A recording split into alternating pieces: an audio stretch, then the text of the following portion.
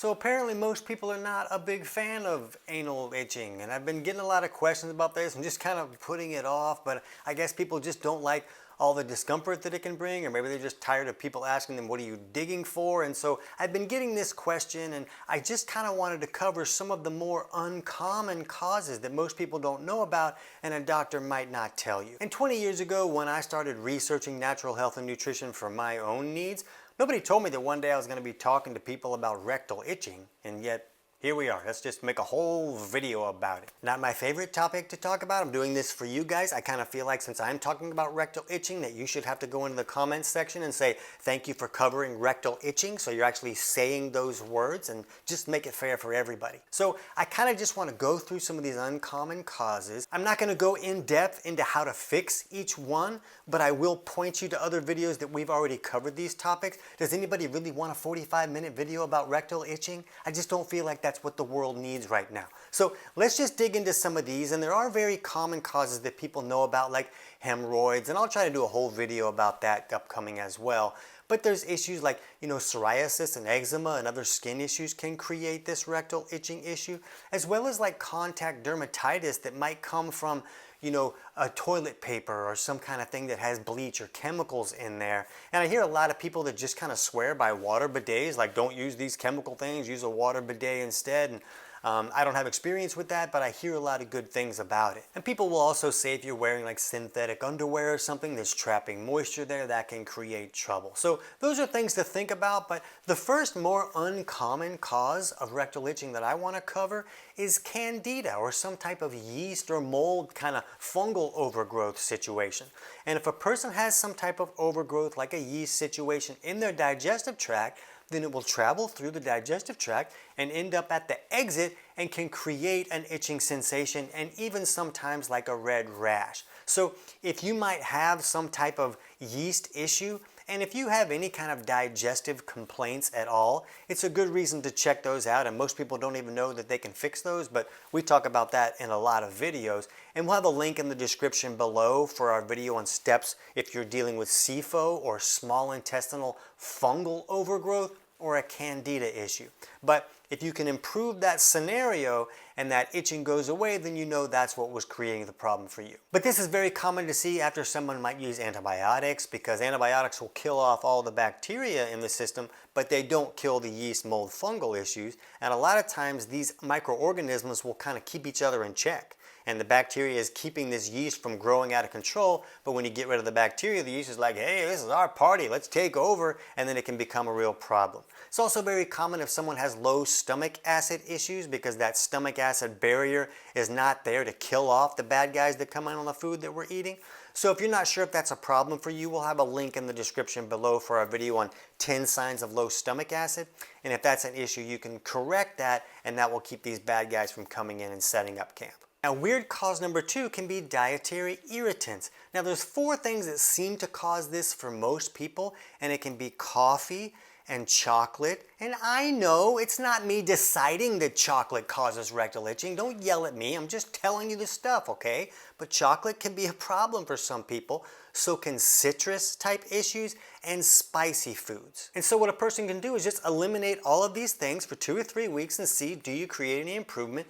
And if so, then you know that was one of the problems. You could even test out putting in one at a time, one every few days, not one and then another one. It's going to take a few days sometimes to create that reaction. So if you put in one at a time, you might even be able to isolate which one's creating trouble for you.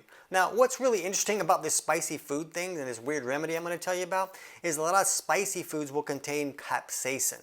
And capsaicin is found in like red peppers and such, but this has the ability to create some irritation on the way out. Now here's the weird thing.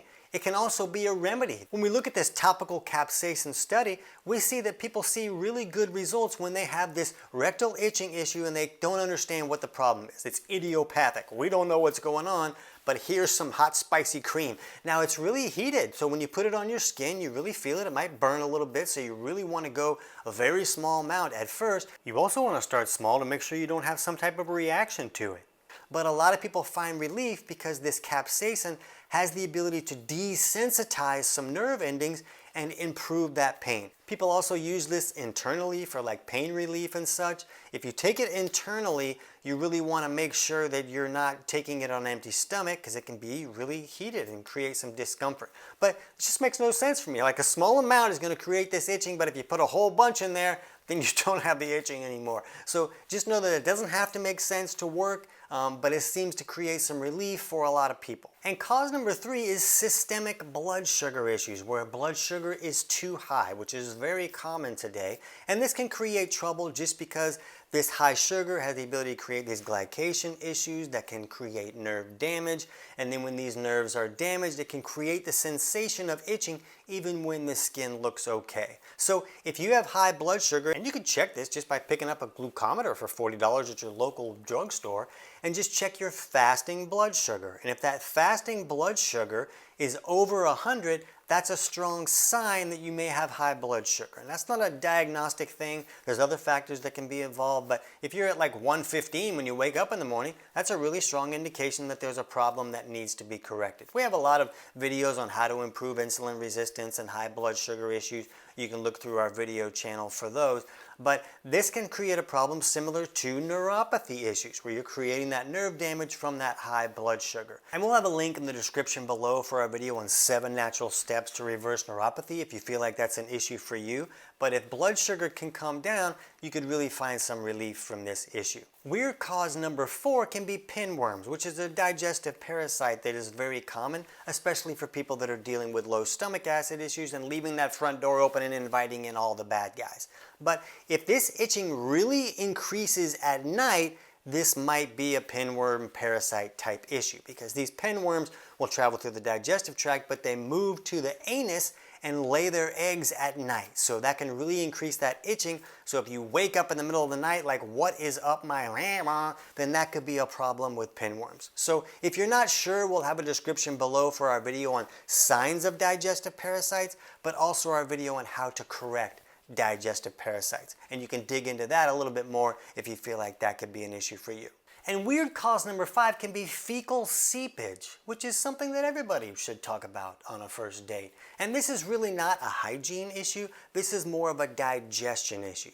So if your stool is very sticky, maybe it leaves skid marks on the side of the toilet when you have a stool, that's usually a sign of poor fat digestion, and usually because bile is not flowing correctly. Bile is this soapy substance that's made in the liver and stored in the gallbladder, and then it's supposed to come down and help us neutralize acids coming from the stomach, but also emulsifying or breaking down our dietary fats. So if those fats aren't being broken down correctly, then you'll see that kind of a sticky stool situation.